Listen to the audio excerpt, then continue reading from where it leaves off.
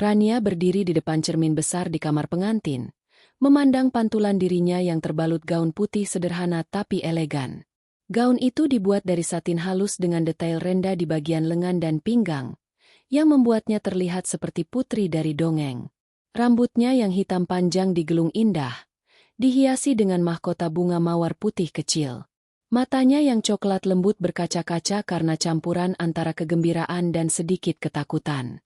Hari ini adalah hari pernikahannya dengan Ardan, pria yang telah menjadi bagian dari hidupnya selama 3 tahun terakhir.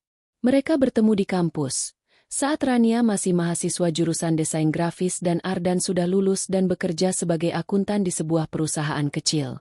Ardan adalah tipe pria yang tenang, dengan senyum hangat yang selalu membuat Rania merasa aman. Dia tinggi, berbadan atletis karena hobinya bermain basket, dan memiliki mata yang tajam tapi penuh kasih. Pertemuan pertama mereka terjadi di kafe kampus, ketika Ardan secara tidak sengaja menumpahkan kopi ke buku catatan Rania. Alih-alih marah, Rania justru tertawa, dan dari situlah percakapan mereka dimulai. Ardan meminta maaf berulang kali, bahkan membelikan buku catatan baru, dan sejak itu mereka sering bertemu. Cinta mereka berkembang dengan cepat. Ardan adalah anak tunggal dari keluarga sederhana di pinggiran kota Jakarta. Ayahnya, Pak Budi, adalah pensiunan pegawai negeri yang sekarang mengelola toko kelontong kecil, sementara ibunya, Bu Siti, adalah ibu rumah tangga yang pandai memasak. Mereka menyambut Rania dengan tangan terbuka ketika Ardan memperkenalkannya. "Kamu cantik sekali, Nak. Cocok untuk anak kami," kata Bu Siti sambil memeluk Rania erat. Pak Budi juga tersenyum lebar. "Asal kamu bisa masak sambal seperti istriku, pasti rumah tangga kalian bahagia." Rania tertawa. Meski sebenarnya dia bukan ahli masak, tapi dia berjanji akan belajar. Pernikahan mereka direncanakan sederhana, di sebuah masjid kecil dekat rumah Ardan, diikuti resepsi di gedung serbaguna kampung. Tidak ada pesta mewah, hanya keluarga dan teman dekat. Rania datang dari keluarga yatim piatu. Orang tuanya meninggal dalam kecelakaan saat dia masih remaja, jadi dia dibesarkan oleh kakek neneknya yang sekarang sudah uzur. Ardanlah yang menjadi pilarnya, dan mertuanya yang akan menjadi keluarga baru baginya. Saat upacara akad nikah berlangsung, Rania duduk di samping Ardan. Tangannya gemetar saat mendengar Ardan mengucapkan ijab kabul dengan suara mantap. "Saya terima nikahnya Rania Putri dengan mas kawin tersebut. Tunai." Ruangan dipenuhi tepuk tangan dan doa. Rania menangis bahagia, memeluk Ardan erat. "Aku mencintaimu," bisiknya. Ardan membalas, "Aku juga, selamanya." Malam pertama mereka dihabiskan di rumah sederhana yang mereka sewa di kawasan Depok. Rumah itu kecil, hanya 2 kamar tidur, ruang tamu, dan dapur. Tapi bagi Rania, itu adalah istana. Mereka menghabiskan malam itu dengan berbincang tentang mimpi-mimpi mereka. Ardan ingin naik jabatan di kantornya. Mungkin suatu hari membuka firma akuntansi sendiri. Rania ingin mengembangkan karir desainnya. Mungkin membuka studio kecil. "Kita akan punya anak 2, laki-laki dan perempuan," kata Ardan sambil menggoda. Rania tersipu. "Ya, tapi jangan buru-buru. Aku ingin menikmati waktu berdua dulu." Tahun pertama pernikahan mereka seperti mimpi. Setiap pagi, Ardan bangun lebih dulu untuk membuat sarapan sederhana, nasi goreng atau roti bakar. Rania yang masih mengantuk akan mencium pipinya sebelum Ardan berangkat kerja. Siang hari, Rania bekerja sebagai freelancer desain dari rumah, mendesain logo dan poster untuk klien kecil. Sore hari, mereka sering jalan-jalan ke taman kota, makan es krim, atau sekadar duduk di teras sambil minum teh. Mertua Rania sering datang berkunjung. Bu Siti membawa masakan favorit Ardan, seperti rendang atau opor ayam. "Ini untuk kalian, biar nggak repot masak," katanya. Rania belajar memasak dari Bu Siti, meski sering gagal. "Nggak apa-apa, Nak, lama-lama mahir," ujar Bu Siti sambil tertawa. Pak Budi suka bercerita tentang masa muda Ardan. Bagaimana dia dulu nakal tapi pintar. "Kamu harus sabar ya, Rania. Ardan itu keras kepala kadang," candanya. Liburan pertama mereka adalah ke Pantai Anyer. Mereka menyewa mobil tua milik teman Ardan dan berkendara sepanjang malam. Di pantai, mereka berjalan bergandengan tangan, membangun istana pasir, dan berenang di air laut yang hangat. "Ini surga kita," kata Ardan sambil memeluk Rania dari belakang. Malamnya, di penginapan sederhana, mereka menatap bintang sambil berbisik janji setia. Tapi, seperti semua cerita, tidak ada yang sempurna selamanya. Di akhir tahun pertama, Ardan mulai sering lembur. "Kantor lagi banyak proyek, sayang," katanya setiap kali pulang larut malam. Rania memahami, tapi mulai merasa kesepian. Dia mencoba mengisi waktu dengan bekerja lebih keras. Tapi kadang dia menunggu Ardan dengan makan malam yang sudah dingin. Suatu hari, Ardan menyebut nama Lita untuk pertama kali. "Lita itu rekan kerjaku, pintar banget ngurus audit," ceritanya saat makan malam. Rania mengangguk, tidak curiga apa-apa. Lita adalah wanita muda, fresh graduate, yang bergabung di tim Ardan. Ardan sering bercerita tentang betapa efisiennya Lita, bagaimana dia membantu menyelesaikan laporan tepat waktu. "Kamu harus ketemu dia suatu saat," kata Ardan. Pertemuan itu terjadi di acara ulang tahun perusahaan Ardan. Rania diajak datang, mengenakan dress merah sederhana. Di sana, dia bertemu Lita, wanita cantik dengan rambut pendek bergelombang, mata sipit yang tajam, dan senyum manis. Lita mengenakan baju ketat yang menonjolkan lekuk tubuhnya. "Hai, Mbak Rania. Senang akhirnya ketemu. Ardan sering cerita tentang Mbak," kata Lita sambil bersalaman. Rania tersenyum. "Senang juga ketemu kamu. Ardan bilang kamu hebat di kerjaan." Malam itu berjalan lancar, tapi Rania merasa ada yang aneh. Ardan dan Lita sering tertawa bersama, berbicara tentang inside joke kantor yang Rania tidak pahami. Saat pulang, Rania bertanya, "Kalian deket ya?" Ardan tertawa. "Cuma rekan kerja, sayang. Jangan cemburu dong." Tanda-tanda retak mulai muncul lebih jelas. Ardan semakin sering pulang malam. Kadang bau parfum wanita samar-samar. Ponselnya selalu dikunci, dan dia sering tersenyum sendiri saat membaca pesan. Rania mencoba mengabaikannya, berpikir itu hanya paranoia. Dia fokus pada pekerjaannya, yang mulai berkembang. Salah satu kliennya memuji desainnya dan memberi proyek besar. Suatu malam, saat Ardan mandi, ponselnya berdering. Rania melihat nama Lita di layar. Dia ragu, tapi akhirnya mengangkat. "Halo, Dan? Kamu sudah pulang? Aku kangen." Suara manja di seberang. Rania terpaku. Jantungnya berdegup kencang. Saat Ardan keluar dari kamar mandi, Rania menghadapinya. "Siapa Lita sebenarnya?" tanyanya dengan suara gemetar. Ardan terkejut, tapi cepat mengelak. "Cuma teman, sayang. Jangan mikir macam-macam." Tapi Rania tahu, ada yang salah.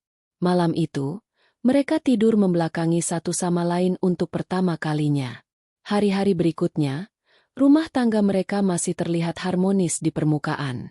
Rania mencoba memperbaiki, memasak makanan favorit Ardan, mengajaknya kencan. Mertuanya datang lagi, dan Bu Siti memuji. "Kalian berdua cocok sekali. Jangan lupa kasih cucu buat kami ya." Rania tersenyum paksa, menyembunyikan keraguan di hatinya. Ardan mulai sering bepergian, untuk bisnis, dengan Lita. "Kita harus presentasi di Bandung," katanya. Rania mengangguk, tapi hatinya hancur. Dia mulai mencari tahu, melihat foto-foto di media sosial Ardan yang menunjukkan kedekatan dengan Lita. Tapi dia belum siap menghadapi kenyataan. Puncaknya adalah ulang tahun Rania. Ardan berjanji pulang cepat untuk merayakan. Tapi jam 10 malam, dia belum pulang. Rania menunggu dengan kue yang dia buat sendiri. Saat Ardan pulang, dia bau alkohol. "Maaf, sayang. Ada meeting mendadak dengan Lita." Rania menangis. "Kamu bohong, Dan. Aku tahu ada apa-apa." Pertengkaran pertama mereka meledak. Ardan mengakui bahwa Lita lebih dari rekan kerja. Tapi, hanya teman dekat. Rania merasa dunia runtuh. Tapi dia masih berharap, mencoba mempertahankan pernikahan yang dulu sempurna itu. Tahun kedua dimulai dengan ketegangan. Rania bekerja lebih keras, mencoba mengalihkan perhatian. Bisnis desainnya mulai maju. Dia punya klien tetap. Ardan naik jabatan, tapi semakin jauh. Mertua masih mendukung, tapi Rania merasa mereka lebih memihak Ardan. Suatu hari, Bu Siti datang dan berkata, "Rania, kamu harus lebih perhatian sama Ardan. Dia capek kerja." Rania tersinggung, tapi diam. Dia tahu, retak ini semakin dalam. Di akhir bab ini, Rania duduk sendirian di ruang tamu, memandang foto pernikahan mereka. Apa yang salah? Gumamnya. Tanda-tanda pengkhianatan sudah ada, tapi dia belum siap menghadapinya. Rumah tangga yang dulu harmonis kini rapuh, seperti kaca yang retak tapi belum pecah. Malam itu hujan turun dengan deras, menciptakan tirai air yang mengaburkan jendela rumah kecil Rania di Depok. Rumah yang dulu penuh tawa kini terasa dingin, hanya diisi oleh suara televisi yang diputar rendah untuk mengusir kesunyian. Rania duduk di sofa, memeluk lututnya, menatap ponsel di tangannya. Layar ponsel menampilkan foto Ardan dan Lita, diambil dari akun media sosial Lita yang lupa di privat. Mereka berdiri berdekatan di sebuah kafe. Ardan tersenyum lebar. Tangannya menyentuh bahu Lita dengan akrab. Caption di foto itu sederhana, tapi menusuk. Best partner in crime. Rania merasa dadanya sesak, seperti ada batu besar yang menekan jantungnya. Hari-hari setelah ulang tahunnya yang berantakan, Rania mulai memperhatikan detail kecil yang dulu dia abaikan. Aroma parfum wanita di kemeja Ardan, ponsel yang selalu dikunci, dan alasan-alasan samar tentang lembur yang semakin sering. Rania bukan tipe curigaan, tapi firasatnya tidak bisa dibohongi. Dia mencoba berbicara dengan Ardan, tapi setiap kali topik Lita muncul, Ardan selalu mengalihkan pembicaraan. "Kamu terlalu sensitif, sayang." Lita cuma rekan kerja, katanya dengan nada yang mulai kesal. Rania ingin percaya, tapi matanya tidak bisa berbohong saat melihat Ardan mengetik pesan dengan senyum kecil di wajahnya. Pagi itu, seperti biasa, Ardan berangkat kerja dengan tergesa. "Aku ada meeting pagi, jangan tunggu sarapannya," katanya sambil mencium kening Rania sekilas. Rania mengangguk, tapi hatinya bergetar. Setelah Ardan pergi, dia duduk di meja makan, menatap piring nasi goreng yang sudah dingin. Di sudut ruangan, ada tumpukan laundry yang belum sempat dicuci. Salah satunya adalah kemeja biru tua favorit Ardan. Rania mengambil kemeja itu, berniat mencucinya, tapi saat memeriksa saku untuk memastikan tidak ada barang tertinggal, dia menemukan selembar kertas kecil. Tiket bioskop untuk 2 orang. Bertanggal 2 hari lalu, malam saat Ardan bilang dia lembur. Nama filmnya, Romantic Sunset. Jelas bukan tipe film yang Ardan tonton sendirian. Rania merasa dunia berputar. Dia duduk di lantai. Tiket itu masih di tangannya. Mungkin ini bukan apa-apa, gumamnya, mencoba menenangkan diri. Tapi dia tidak bisa menahan dorongan untuk mencari tahu. Dengan tangan gemetar, dia membuka laptopnya dan login ke akun email bersama yang dulu mereka buat untuk urusan rumah tangga. Ardan jarang memakainya, tapi Rania tahu kata sandinya. Di folder spam, dia menemukan email konfirmasi pembelian tiket bioskop itu, dikirim ke alamat email Ardan. Tapi yang membuatnya terpaku adalah nama penerima kedua, Lita Sari. Rania menutup laptop dengan keras. Air matanya mulai jatuh. Dia tidak ingin percaya. Tapi bukti-bukti itu seperti pisau yang menusuk hatinya berulang kali. Malam itu, saat Ardan pulang, Rania sudah menyiapkan diri. Dia duduk di ruang tamu, tiket bioskop di atas meja. Ardan masuk, terlihat lelah tapi tersenyum seperti biasa. "Sayang, kamu belum tidur?" tanyanya sambil meletakkan tasnya. "Dan, kita perlu bicara," kata Rania dengan suara datar, menunjuk tiket di meja. Ardan melirik tiket itu, dan untuk sesaat, wajahnya membeku. "Itu, cuma nonton sama tim kantor," katanya cepat, tapi nadanya gugup. Rania menggeleng. Jangan bohong lagi, Dan. Aku tahu itu cuma kamu dan Lita. Pertengkaran meledak. Ardan awalnya mencoba membela diri, mengatakan bahwa itu hanya acara kantor, dan Rania berlebihan. Tapi ketika Rania menunjukkan email konfirmasi dan foto di media sosial, Ardan kehabisan alasan. Baiklah, aku akui. Aku dekat sama Lita. Tapi ini nggak serius. Rania. Aku cuma bingung, katanya dengan suara parau. Bingung. Rania hampir menjerit. Kamu selingkuh. Ardan. Kamu mengkhianati aku. Air matanya mengalir deras. Tapi dia berusaha tetap tegar. Ardan terdiam. Tidak bisa menatap mata Rania. Aku nggak tahu kenapa ini terjadi. Lita. Dia beda. Dia energik. Dia paham dunia kerjaku. Tapi aku nggak bilang aku nggak cinta kamu. Kata-kata itu seperti tamparan. Rania merasa dunianya runtuh. Pria yang dulu berjanji akan mencintainya selamanya kini membandingkannya dengan wanita lain. Malam itu, Ardan tidur di sofa, sementara Rania menangis di kamar mereka, memeluk bantal yang masih berbau parfum Ardan.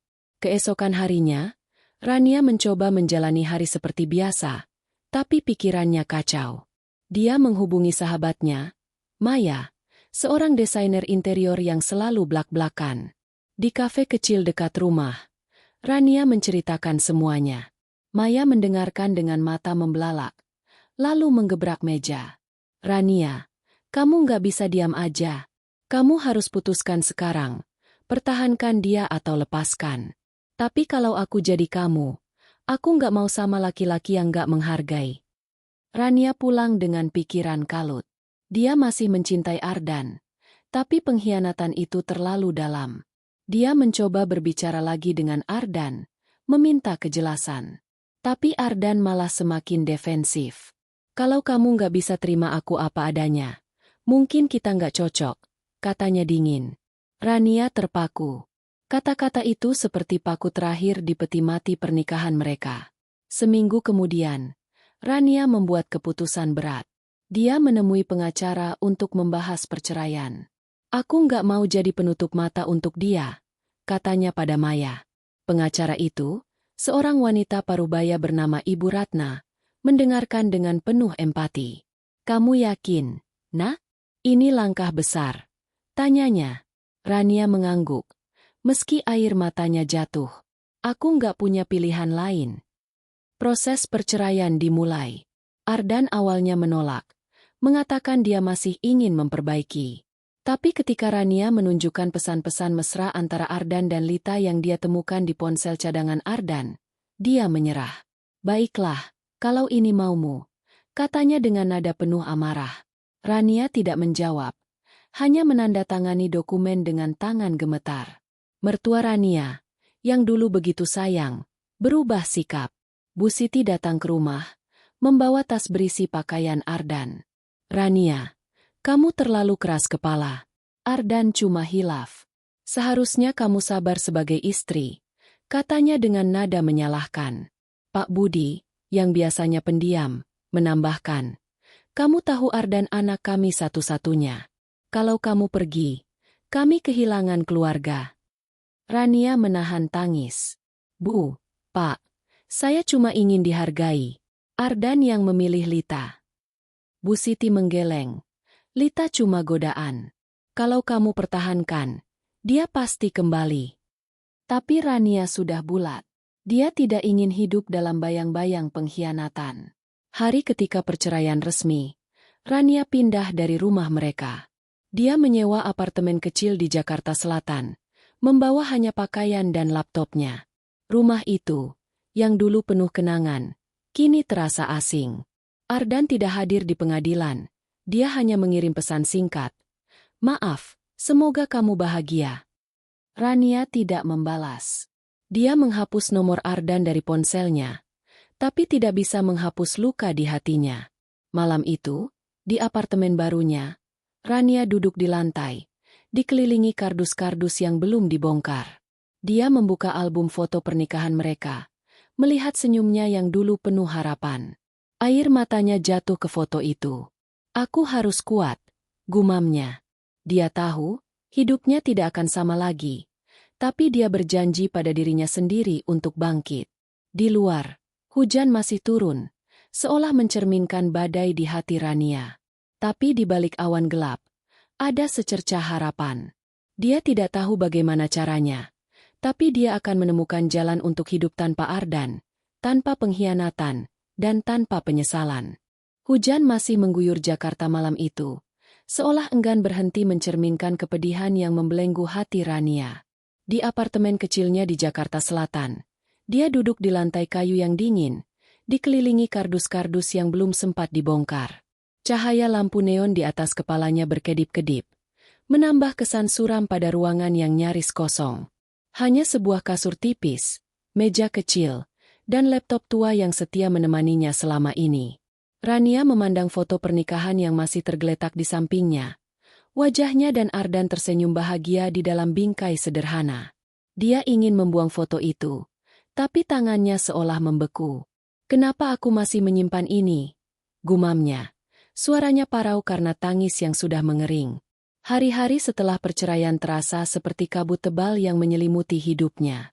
Rania pindah ke apartemen ini dengan tabungan yang pas-pasan, hasil dari proyek desain grafis freelance yang dulu dia kerjakan di sela-sela tugas rumah tangga. Tapi kini, semangatnya untuk bekerja seolah lenyap. Setiap kali dia membuka laptop untuk mengerjakan desain, pikirannya melayang ke kenangan bersama Ardan.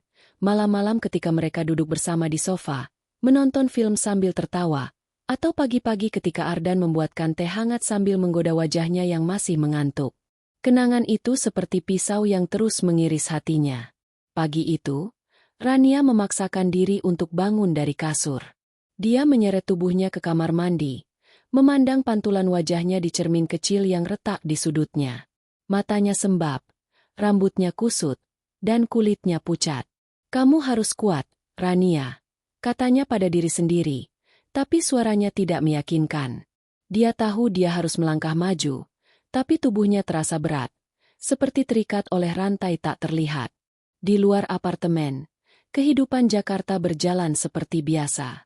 Klakson mobil, suara pedagang keliling, dan hiruk-pikuk kota terdengar samar dari jendela kecilnya. Rania mencoba menghubungi klien lamanya, tapi beberapa proyek yang dulu dia andalkan sudah diambil oleh desainer lain. "Maaf, Mbak Rania, kami butuh yang lebih cepat," kata salah satu klien dengan nada sopan tapi tegas. Rania hanya mengangguk, meski di ujung telepon dia menahan isak. Dia tahu, depresinya membuatnya kehilangan fokus, dan klien tidak peduli dengan drama pribadinya. Keuangan Rania mulai menipis. Sewa apartemen, tagihan listrik, dan kebutuhan sehari-hari menggerogoti tabungannya. Dia mulai membatasi makan, sering hanya mengandalkan mie instan atau roti tawar. Suatu malam, perutnya keroncongan, tapi dompetnya hanya berisi beberapa lembar ribuan. Dia duduk di dapur kecil, menatap sebungkus mie yang sudah basi. Air matanya jatuh lagi. "Aku nggak bisa terus begini," bisiknya. Rania mencoba mencari pekerjaan tetap, tapi pasar desain grafis di Jakarta sangat kompetitif. Dia mengirim lamaran ke beberapa agensi, tapi sebagian besar tidak membalas. Salah satu wawancara yang dia dapatkan berakhir dengan penolakan halus.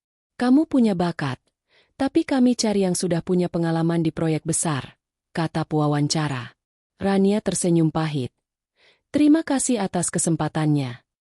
Di dalam hati, dia ingin menjerit. Di tengah keputusasaannya, Rania mendapat telepon dari mertuanya, Bu Siti. "Rania, apa kabar? Ardan bilang kamu pindah ke apartemen. Kenapa nggak ke rumah kami aja? Kami masih anggap kamu keluarga," katanya dengan nada yang seolah penuh kasih. Tapi Rania tahu, di balik kata-kata manis itu ada motif lain. "Terima kasih, Bu.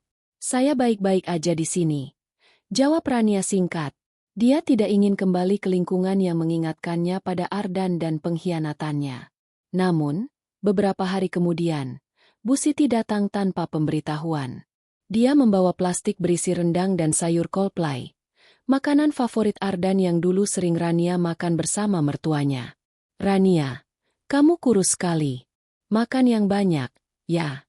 Kata Bu Siti sambil memandang apartemen kecil itu dengan ekspresi yang sulit dibaca. Rania tahu, Bu Siti sedang menilai kehidupannya yang sekarang. Ardan sudah cerita. Dia dan Lita cuma teman dekat. Kamu terlalu buru-buru minta cerai, nak. Lanjut Bu Siti. Nadanya penuh penyesalan.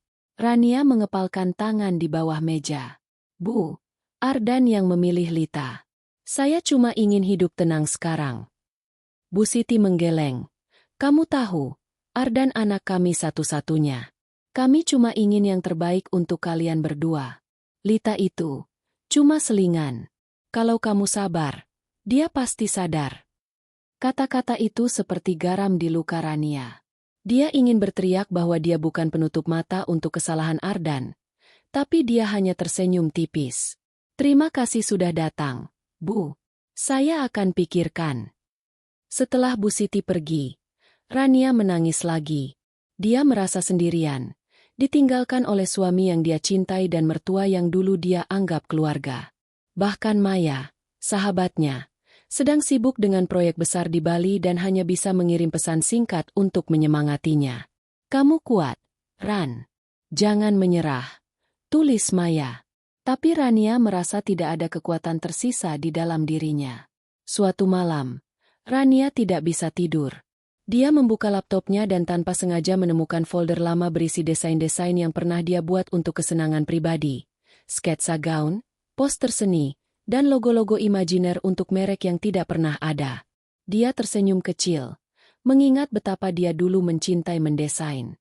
Mungkin ini saatnya aku mulai lagi, gumamnya. Dia membuka aplikasi desain dan mulai menggambar, hanya untuk mengalihkan pikiran. Tanpa disadari, dia menghabiskan berjam-jam membuat sketsa gaun pengantin yang elegan, terinspirasi dari gaun pernikahannya sendiri, tapi dengan sentuhan modern. Pagi harinya, Rania merasa sedikit lebih ringan.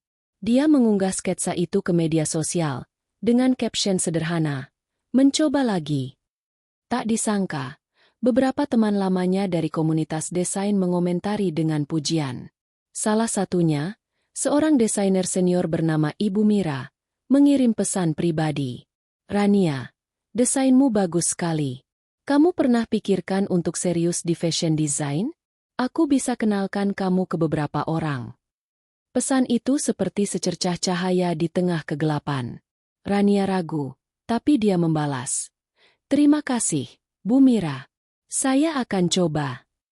Ibu Mira mengundangnya ke acara pameran desain lokal, tempat para desainer muda memamerkan karya mereka. Rania tidak punya banyak harapan, tapi dia memutuskan untuk pergi. Dia mengenakan pakaian terbaik yang masih tersisa di lemarinya, blazer hitam sederhana dan rok pensil yang sedikit kusut. Di pameran itu, dia bertemu dengan Ibu Mira, seorang wanita berusia 50-an dengan aura penuh percaya diri. Rania, kamu punya bakat, tapi kamu harus percaya pada diri sendiri, kata Ibu Mira sambil menepuk bahunya. Ibu Mira memperkenalkan Rania pada beberapa klien potensial, termasuk pemilik butik kecil yang sedang mencari desainer untuk koleksi baru. Rania pulang malam itu dengan selembar kontrak kecil untuk mendesain 3 gaun. Gajinya tidak besar, tapi itu adalah langkah pertama. Dia mulai bekerja di apartemennya, mengubah meja kecil menjadi studio dadakan. Dia membeli kain murah dari pasar dan menjahit sendiri dengan mesin jahit bekas yang dia pinjam dari tetangga. Namun, kegembiraan itu tidak bertahan lama. Salah satu klien membatalkan kontrak karena Rania terlambat mengirim revisi. Akibat dia kembali dilanda depresi. Dia mulai mempertanyakan dirinya sendiri. Apa aku benar-benar bisa bangkit? Pikirnya. Malam-malam berikutnya, dia sering terbangun karena mimpi buruk tentang Ardan dan Lita, atau tentang mertuanya yang menyalahkannya. Suatu hari, Rania mendapat kabar dari Maya bahwa Ardan dan Lita terlihat bersama di sebuah mall, bergandengan tangan dan tertawa. Aku nggak mau bikin kamu sedih, Ran, tapi aku pikir kamu harus tahu, kata Maya di telepon. Rania menahan tangis. Terima kasih, Maya. Aku nggak apa-apa. Tapi begitu telepon ditutup, dia menangis lagi. Dia merasa seperti pecundang, sementara Ardan dan Lita hidup bahagia. Di titik terendah itu, Rania menemukan buku lama di antara kardus-kardusnya, The Power of Now karya Eckhart Tolle. Dia mulai membaca, mencoba memahami bahwa masa lalu tidak bisa diubah, tapi dia bisa mengontrol masa depannya. Dia menempelkan kertas kecil di cerminnya dengan tulisan, "Kamu cukup. Bangkit sekarang." Itu menjadi pengingat setiap pagi. Rania mulai mengatur ulang hidupnya. Dia membuat jadwal harian, bangun jam 6 pagi, olahraga ringan di koridor apartemen, bekerja pada desain dari jam 8 sampai sore, dan membaca buku motivasi di malam hari. Dia juga mulai mengikuti kursus online gratis tentang bisnis dan branding, belajar cara memasarkan desainnya. Perlahan, dia mulai mendapatkan klien kecil lagi, meski penghasilannya masih minim. Rania duduk di depan laptopnya, menyelesaikan desain logo untuk klien baru. Dia tersenyum kecil, merasa ada sedikit harapan. Hujan di luar sudah reda, dan bulan purnama muncul di langit. "Aku akan bangkit," katanya pada diri sendiri. Suaranya kini lebih teguh. Dia tidak tahu bagaimana caranya, tapi dia tahu dia tidak akan menyerah. Luka di hatinya masih ada, tapi dia mulai belajar untuk hidup bersamanya, bukan dikuasai olehnya. Cahaya pagi menyelinap melalui celah-celah jendela apartemen kecil Rania, menerangi meja kerjanya yang kini dipenuhi sketsa gaun, potongan kain, dan benang jahit yang berserakan. Di sudut meja, laptop tuanya menyala, menampilkan email dari pemilik butik kecil yang memesan 3 desain gaun darinya. Meski kontrak itu kecil, Rania merasa ada secercah harapan yang mulai tumbuh di hatinya. Setelah berminggu-minggu terpuruk dalam depresi, dia akhirnya menemukan alasan untuk bangun setiap pagi. Mimpinya untuk menjadi desainer yang diakui. Rania menatap kertas kecil yang ditempel di cerminnya, bertuliskan, "Kamu cukup. Bangkit sekarang." Kata-kata itu, yang dia tulis setelah membaca The Power of Now, menjadi mantra hariannya. Dia mulai memahami bahwa dia tidak bisa mengubah masa lalu, pengkhianatan Ardan, sindiran mertuanya, atau rasa sakit yang masih sesekali menyerang seperti badai. Tapi dia bisa mengubah masa depannya. Dan untuk pertama kalinya dalam beberapa bulan, Rania merasa dia punya kendali atas hidupnya. Pagi itu, Rania bangun lebih awal. Dia melakukan rutinitas barunya, olahraga ringan dengan mengikuti video yoga di YouTube, mandi, dan membuat sarapan sederhana dari telur dan roti tawar. Dia tidak lagi membiarkan dirinya kelaparan seperti minggu-minggu sebelumnya. "Kamu harus sehat kalau mau berhasil," gumamnya, mengingat nasihat Ibu Mira, desainer senior yang dia temui di pameran desain. Ibu Mira menjadi sosok yang tak terduga dalam hidup Rania. Setelah pertemuan di pameran, Ibu Mira sering mengirim pesan untuk memeriksa kabar Rania, mengirimi artikel tentang tren fashion, atau sekadar menyemangatinya. "Kamu punya mata yang bagus untuk desain, Rania. Tapi kamu harus percaya diri dan terus belajar," kata Ibu Mira dalam salah satu pesan. Rania awalnya ragu, tapi perlahan dia mulai melihat Ibu Mira sebagai mentor. Wanita itu, dengan pengalaman puluhan tahun di industri fashion, memiliki aura yang tegas namun hangat, seperti ibu yang selalu mendorong anaknya untuk bangkit setelah jatuh. Rania memutuskan untuk serius menekuni desain fashion, sesuatu yang dulu hanya dia lakukan sebagai hobi. Dia mendaftar ke kursus online tentang pola jahit dan desain pakaian, menggunakan tabungan terakhirnya untuk membeli akses. Setiap malam, setelah selesai mengerjakan proyek kecil untuk klien, dia duduk di depan laptop, menonton video tutorial dan mencatat dengan cermat. Dia belajar tentang jenis kain, teknik draping, dan cara membuat desain yang tidak hanya cantik tapi juga fungsional. "Kalau aku mau bersaing, aku harus lebih baik dari yang lain," katanya pada diri sendiri, sambil menjahit gaun pertamanya dengan mesin jahit pinjaman. Proyek 3 gaun untuk butik kecil itu menjadi ujian pertamanya. Rania bekerja keras, sering begadang hingga larut malam untuk menyelesaikan sketsa dan jahitan. Dia ingin gaun-gaun itu sempurna, bukan hanya untuk memuaskan klien, tapi juga untuk membuktikan pada dirinya sendiri bahwa dia mampu. Ketika gaun pertama selesai, gaun midi dengan potongan alain dari kain sifon berwarna lavender, Rania hampir menangis. Dia menggantung gaun itu di dinding apartemennya, memandangnya seperti karya seni. Ini langkah pertama, bisiknya. Saat mengirimkan gaun-gaun itu ke butik, Rania deg-degan. Pemilik butik, seorang wanita muda bernama Dian, mengiriminya pesan beberapa hari kemudian. Rania, gaunmu laris. Pelanggan suka banget sama desain lavender itu. Bisa bikin lagi nggak? Rania menjerit kecil di apartemennya, melompat-lompat seperti anak kecil. Untuk pertama kalinya sejak perceraian, dia merasa ada sesuatu yang berjalan dengan baik. Keberhasilan kecil itu memberinya keberanian untuk melangkah lebih jauh. Dengan bantuan Ibu Mira, Rania mulai membangun portofolio online. Dia membuat akun Instagram khusus untuk desainnya, menamainya Rania Designs. Awalnya, hanya teman-teman dekat dan beberapa kenalan dari komunitas desain yang mengikuti akun itu. Tapi Rania tidak menyerah.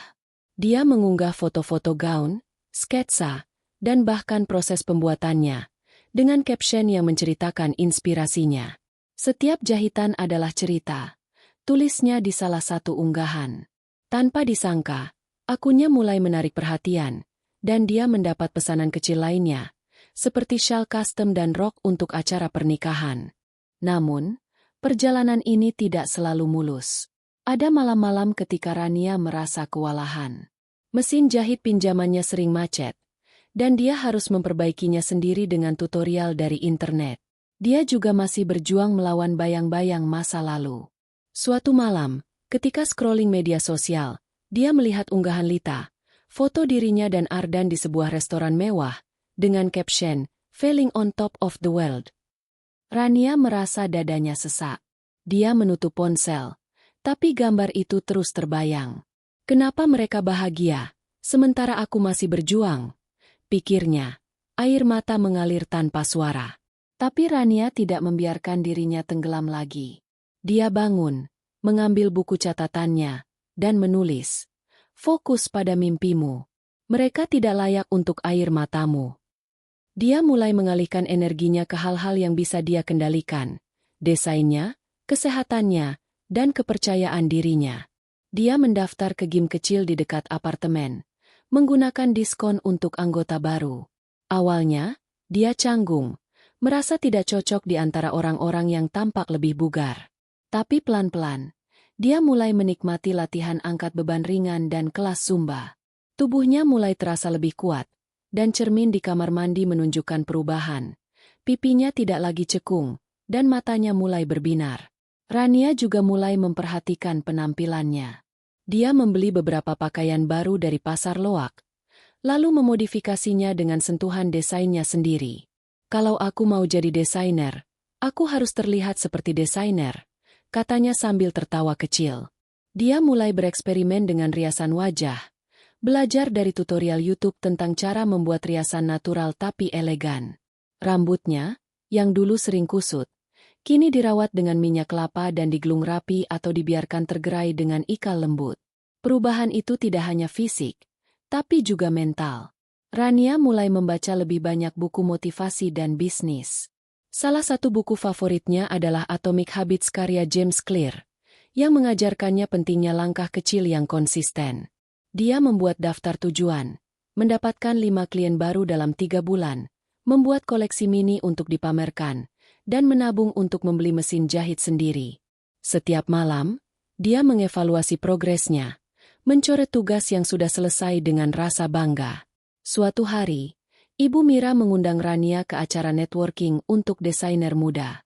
"Ini kesempatanmu untuk bertemu orang-orang besar di industri ini," kata Ibu Mira di telepon. Rania gugup, tapi dia tahu dia tidak boleh melewatkan kesempatan ini.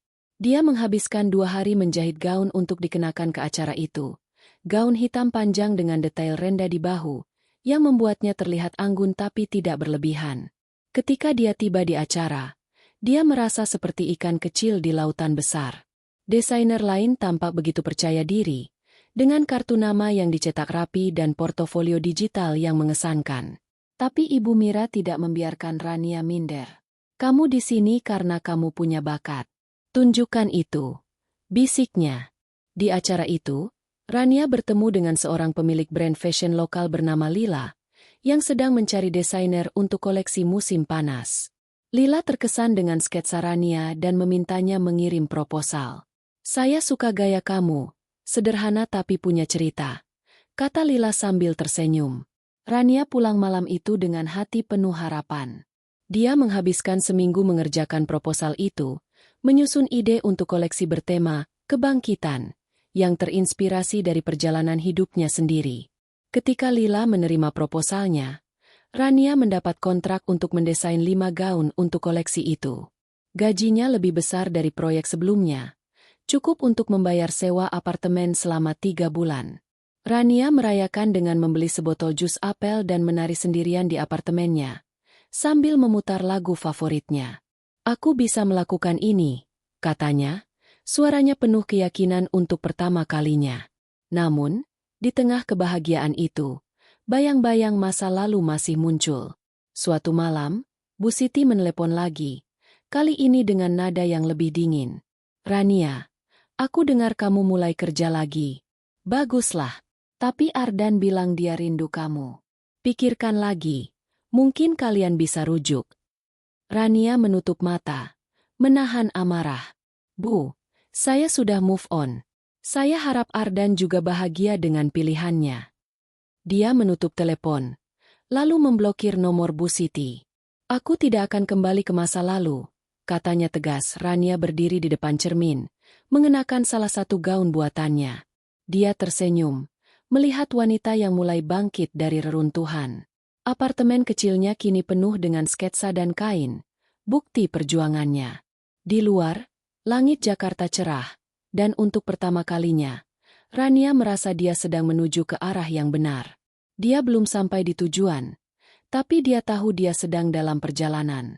Langit Jakarta pagi itu cerah, dengan sinar matahari yang menyelinap melalui jendela apartemen kecil Rania, menerangi meja kerjanya yang kini jauh lebih terorganisir. Tumpukan kain dan sketsa masih ada, tapi kini disusun rapi di rak sederhana yang dia beli dari pasar loak.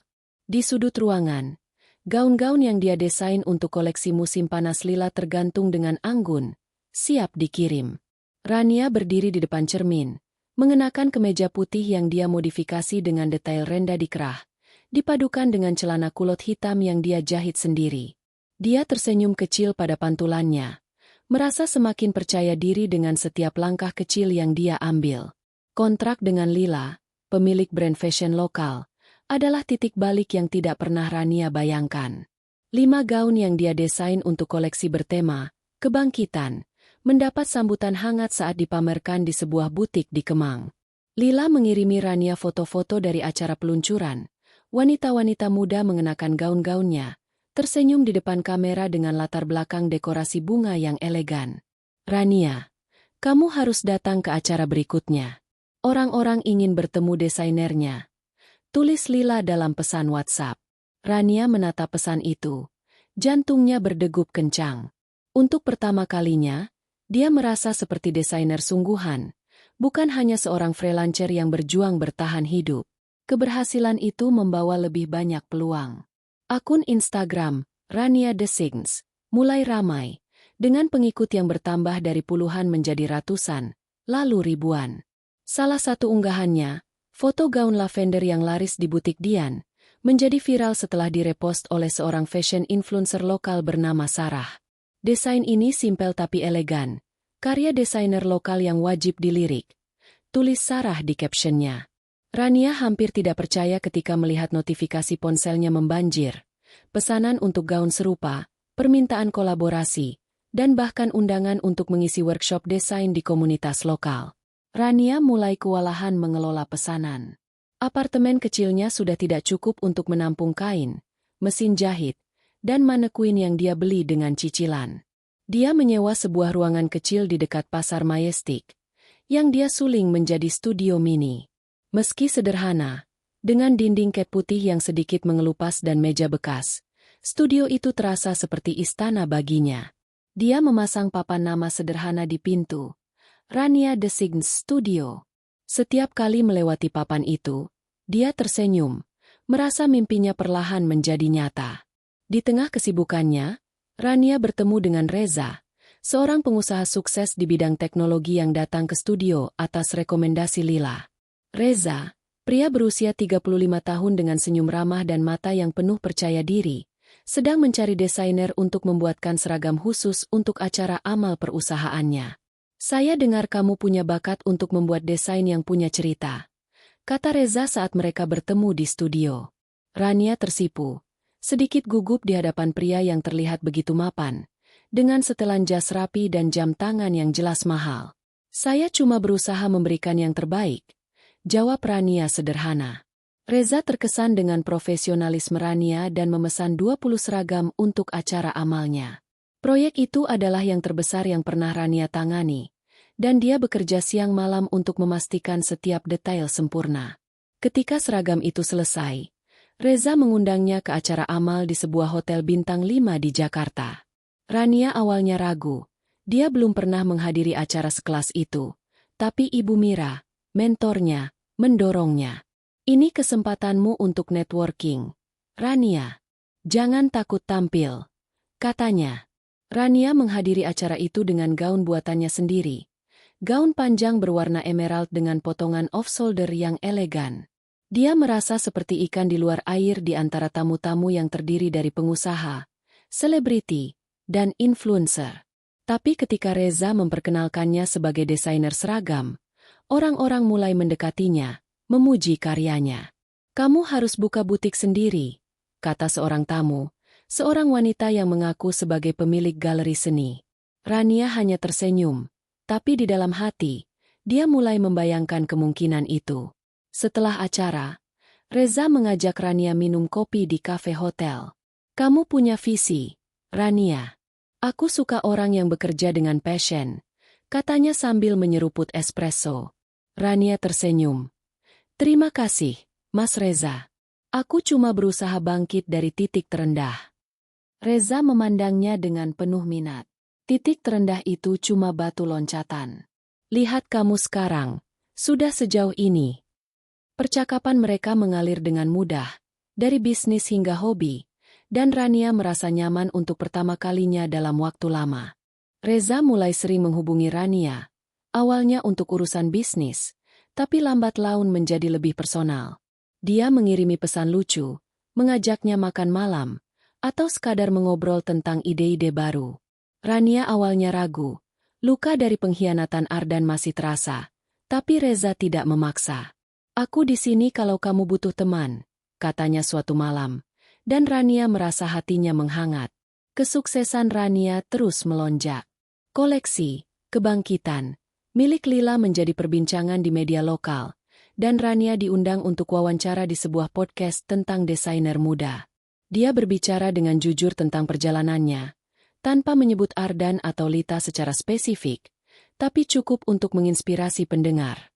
"Setiap orang punya cerita sulit. Yang penting adalah bagaimana kita bangkit," katanya di mikrofon. Podcast itu mendapat banyak tanggapan positif, dan akun Instagram Rania melonjak hingga 10.000 pengikut. Dengan penghasilan yang mulai stabil, Rania pindah ke apartemen yang lebih besar di kawasan Kuningan. Apartemen baru ini memiliki jendela besar dengan pemandangan kota, dan Rania menjadikan salah satu sudutnya sebagai studio kecil. Dia juga membeli mesin jahit baru, yang dia bayar lunas dengan bangga. "Ini bukti aku bisa," katanya sambil mengelus mesin itu. Namun, di tengah kesuksesan, masa lalu masih sesekali mengetuk. Suatu hari, Maya, sahabatnya, mengirimi pesan. "Ran, aku dengar Ardan dan Lita mau tunangan. Aku cuma mau kasih tahu, biar kamu nggak kaget." Rania menatap pesan itu, merasa sesak di dadanya. Tapi kali ini, dia tidak menangis. Dia menutup ponsel, mengambil sketsa baru, dan mulai menggambar. "Mereka bukan bagian dari hidupku lagi," katanya tegas. Reza menjadi pilar baru dalam hidup Rania. Dia tidak hanya mendukung bisnisnya, tapi juga membuatnya merasa dihargai. Suatu malam, saat mereka makan malam di restoran rooftop, Reza berkata, "Rania, aku suka melihatmu tumbuh. Tapi aku juga ingin jadi bagian dari perjalanan itu, kalau kamu izinkan." Rania tersenyum, hatinya berbunga. "Kita lihat saja," Mas Reza. Jawabnya main-main. Tapi di dalam hati, dia mulai membuka diri untuk kemungkinan baru. Rania juga mulai membangun tim kecil. Dia merekrut seorang penjahit muda bernama Nita, yang dia temui di Pasar Majestic, dan seorang asisten untuk mengelola pesanan online. Bisnisnya, yang kini resmi terdaftar sebagai Rania Designs, mulai dikenal sebagai brand lokal yang menjanjikan. Dia mendapat undangan untuk memamerkan koleksi di sebuah fashion show kecil di Jakarta, dan dia menghabiskan berminggu-minggu mempersiapkan koleksi baru bertema cahaya, yang terinspirasi dari perjalanan keluar dari kegelapan hidupnya.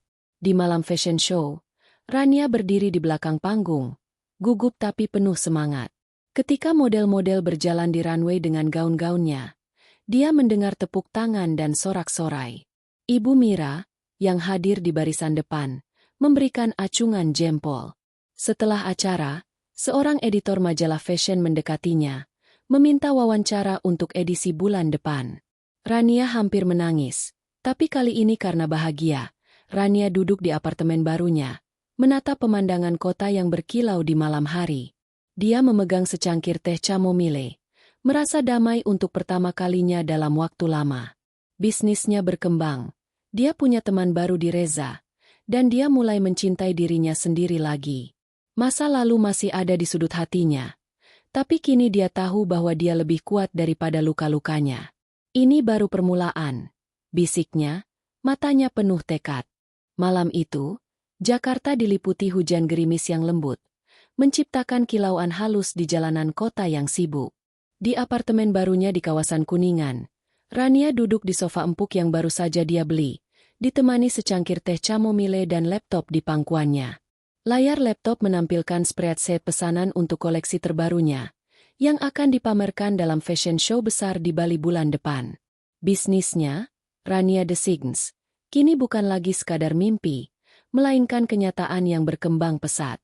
Akun Instagramnya sudah mencapai 15.000 pengikut, dan dia baru saja menandatangani kontrak dengan butik ternama di Jakarta untuk menjual koleksi eksklusif. Namun, di tengah kesibukan dan kesuksesan, sebuah amplop putih sederhana yang tergeletak di meja makan mengubah suasana hatinya. Amplop itu tiba siang tadi, dikirim melalui kurir ke alamat studionya di Pasar Majestic. Rania awalnya mengira itu adalah surat dari klien atau undangan ke acara fashion lain. Tapi ketika dia membuka amplop itu, jantungnya seolah berhenti berdetak. Di dalamnya ada undangan pernikahan berwarna emas dengan desain elegan, bertuliskan nama Ardan Wibowo Olitasari. Tanggal pernikahan tertera jelas, 2 minggu dari sekarang, di sebuah gedung mewah di Jakarta Pusat. Rania menatap undangan itu dalam diam. Tangannya gemetar. Nama-nama itu, Ardan dan Lita, menggali luka lama yang dia kira sudah mulai sembuh. Rania meletakkan undangan itu di meja, berusaha menenangkan napasnya. Sistem, asnya. Kenapa mereka mengirim ini padaku? Gumamnya. Suaranya penuh kebingungan dan kemarahan yang tertahan. Dia berjalan ke jendela besar apartemennya, menatap lampu-lampu kota yang berkelap-kelip di kejauhan. Kenangan tentang pernikahannya dengan Ardan muncul kembali, janji suci di masjid kecil, tawa mereka di pantai Anyer, dan malam-malam ketika mereka bermimpi tentang masa depan bersama. Tapi kenangan itu segera digantikan oleh bayangan pengkhianatan, tiket bioskop, pesan-pesan mesra, dan wajah Lita yang tersenyum penuh kemenangan di media sosial. Dia mengambil ponsel dan menghubungi Maya, sahabatnya yang selalu jadi penutup telinga terbaik.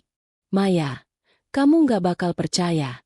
Ardan dan Lita ngirim undangan pernikahan ke aku.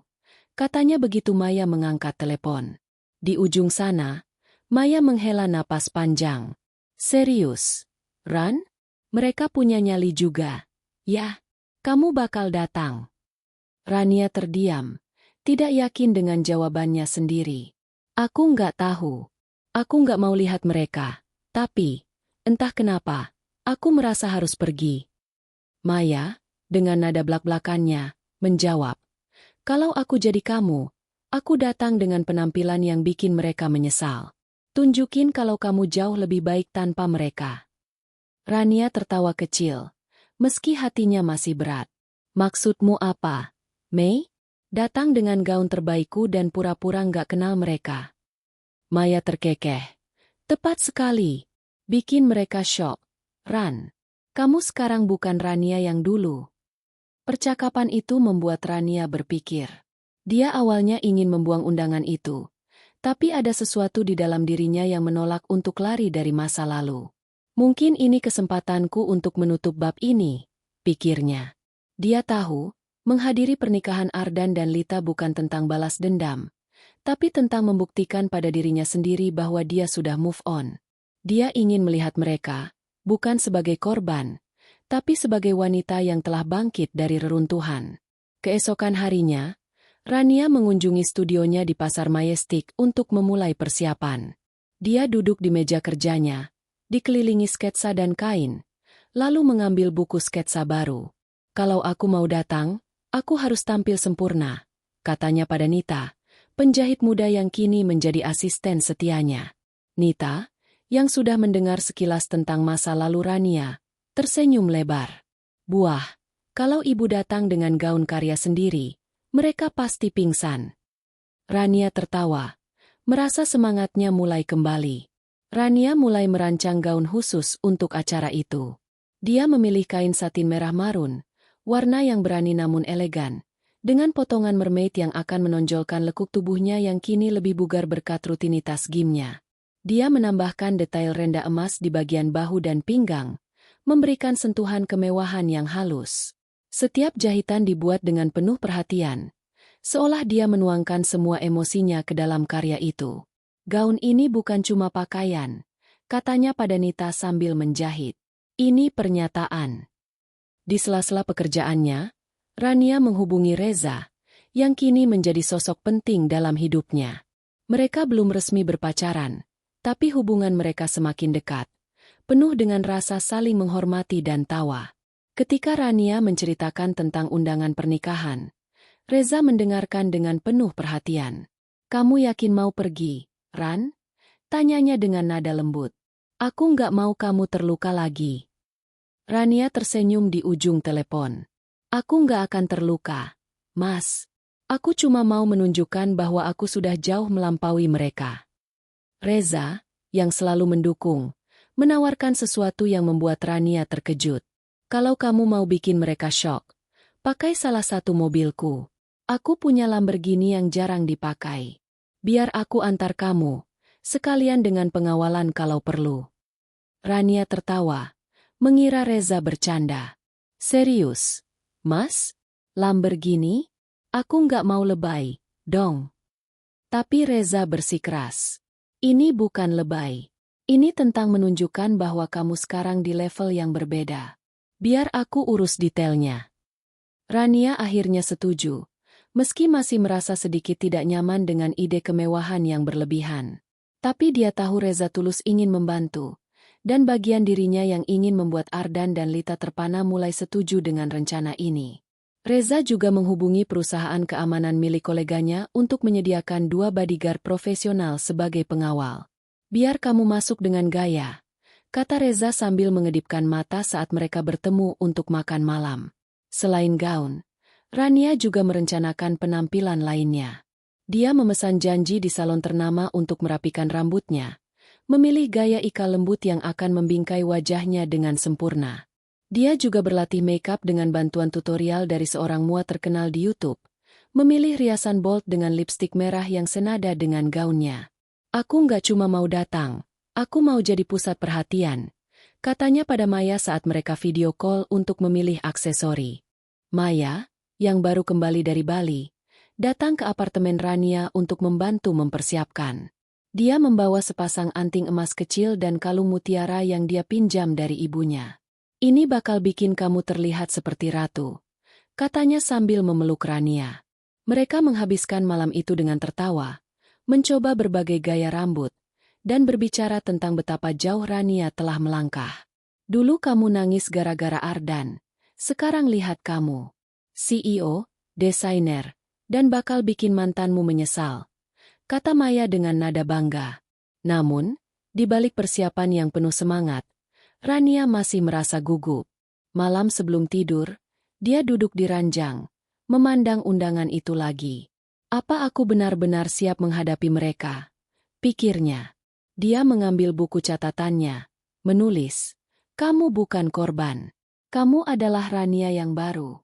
Tunjukkan pada mereka siapa kamu sekarang." Dia menutup buku itu, menghela napas panjang, dan mematikan lampu. Besok, dia akan mulai berlatih sikap percaya diri, berjalan dengan kepala tegak, dan memastikan bahwa ketika dia melangkah ke pernikahan itu, dia akan menjadi versi terbaik dari dirinya. Rania berdiri di depan cermin besar di apartemennya, mencoba gaun merah marun yang hampir selesai. Dia memutar tubuhnya, memeriksa setiap detail jahitan. Di luar, gerimis telah berhenti, dan langit malam Jakarta dipenuhi bintang. Rania tersenyum pada pantulannya, merasa campuran antara gugup dan percaya diri. Dia tahu, menghadiri pernikahan Ardan dan Lita akan menjadi ujian terbesar baginya. Tapi dia juga tahu, dia bukan lagi wanita yang dulu hancur karena pengkhianatan. Dia adalah Rania yang baru, dan dia siap membuat dunia melihatnya. Cahaya matahari pagi menyelinap melalui jendela besar apartemen Rania di Kuningan, memantul pada kain satin merah marun yang tergantung di manekuin di sudut ruangan. Gaun itu, yang dirancang khusus untuk pernikahan Ardan dan Lita, hampir selesai. Rania berdiri di depan cermin besar, memegang secangkir kopi hitam, memandang pantulannya dengan campuran tekad dan kegugupan. 2 minggu lagi, dia akan melangkah ke acara yang akan menguji kekuatannya, bukan hanya untuk menghadapi mantan suami dan Lita, tetapi juga untuk membuktikan pada dirinya sendiri bahwa dia benar-benar telah bangkit. Gaun merah marun itu, dengan potongan mermaid dan renda emas, adalah simbol dari transformasinya, sebuah pernyataan bahwa dia bukan lagi Rania yang dulu. Rania meletakkan cangkir kopinya dan duduk di meja kerjanya, membuka buku catatan yang penuh dengan daftar persiapan. Dia telah belajar dari buku Atomic Habits bahwa kesuksesan datang dari langkah-langkah kecil yang terencana dengan baik. Kalau aku mau bikin mereka syok, aku harus siap dari segala sisi. Gumamnya sambil menulis poin-poin baru. Riasan, sepatu, aksesori, latihan berjalan, latihan senyum. Dia tersenyum kecil, merasa sedikit lucu dengan betapa seriusnya dia merencanakan penampilan balas dendam ini, tapi di dalam hati, dia tahu ini bukan sekadar tentang Ardan dan Lita. Ini tentang menutup babak lama dalam hidupnya dengan kepala tegak. Pagi itu, Rania mengunjungi studionya di Pasar Majestic untuk menyelesaikan gaun. Nita, asistennya, sudah menunggu dengan senyum lebar. "Ibu, gaun ini bakal bikin orang-orang gak bisa berkedip," kata Nita sambil memegang renda emas yang akan dijahit di bagian pinggang. Rania tertawa. "Semoga aja, Nit. Tapi aku nggak cuma mau bikin mereka terpukau. Aku mau mereka tahu aku nggak lagi peduli." Nita mengangguk. Matanya penuh kekaguman. "Ibu sudah jauh banget dari dulu. Aku yakin mereka bakal menyesal." Proses penyelesaian gaun itu memakan waktu berjam-jam. Rania dan Nita bekerja bersama, memastikan setiap jahitan sempurna. Rania juga menambahkan detail kecil yang tidak ada di sketsa awal, kristal Swarovski kecil di sepanjang garis leher, yang akan memantulkan cahaya saat dia bergerak. "Ini bakal bikin gaun ini hidup di bawah lampu ballroom," katanya, matanya berbinar. Ketika gaun itu akhirnya selesai, Rania mencobanya di studio. Dia berdiri di depan cermin besar, memutar tubuhnya perlahan. Gaun itu membalut tubuhnya dengan sempurna, menonjolkan lekuk pinggangnya dan memberikan aura kemewahan yang halus. "Ini aku," bisiknya, hampir tidak percaya dengan transformasinya. Setelah gaun selesai, Rania fokus pada detail lain. Dia mengunjungi salon ternama di Senayan, tempat dia sudah memesan janji untuk perawatan rambut dan uji coba riasan. Penata rambutnya, seorang pria bernama Dika, menyarankan potongan layer ringan untuk memberikan volume pada rambut ikalnya. "Kamu butuh sesuatu yang elegan tapi nggak berlebihan," katanya sambil memainkan sisir. Rania setuju, dan setelah 2 jam, rambutnya terlihat lebih sehat dan berkilau, dengan ikal lembut yang jatuh sempurna di bahunya. Untuk riasan, Rania bekerja sama dengan seorang mua bernama Vina, yang dikenalkan oleh Lila. Vina mengusulkan riasan bold yang sesuai dengan gaun merah marun, foundation flawless, eyeshadow smoky dengan sentuhan emas, dan lipstik merah menyala. Kamu harus kelihatan powerful, tapi tetap anggun, kata Vina sambil mengaplikasikan eyeliner. Rania memandang cermin, hampir tidak mengenali dirinya sendiri. Ini, aku? Tanyanya, setengah bercanda. Vina tertawa. Ini Rania versi ratu. Rania juga menghabiskan waktu berlatih di depan cermin besar di apartemennya. Dia berjalan dengan sepatu hak tinggi baru yang dia beli, sepatu berwarna nude dengan detail kristal yang serasi dengan gaunnya, mencoba menemukan langkah yang percaya diri tanpa terlihat arogan. Dia mengingat sindiran Bu Siti dulu, yang menyebutnya terlalu sederhana untuk Ardan. Sekarang mereka akan lihat sederhana yang seperti apa, katanya sambil tersenyum pada pantulannya. Dia juga berlatih senyum yang sopan tapi penuh wibawa, yang dia bayangkan akan dia gunakan saat bertemu Ardan dan Lita. Jangan terlalu ramah, tapi jangan dingin. Cukup tunjukkan kamu bahagia. Saran Maya saat mereka berlatih bersama melalui video call. Maya datang ke apartemen Rania beberapa hari sebelum acara untuk memastikan semua detail sempurna. Dia membawa sebotol anggur non-alkohol untuk merayakan persiapan perang mereka. Seperti yang dia sebut. Mereka duduk di sofa, mencoba berbagai kombinasi aksesori, anting emas kecil, kalung mutiara, dan gelang tipis yang Maya pinjam dari koleksi ibunya.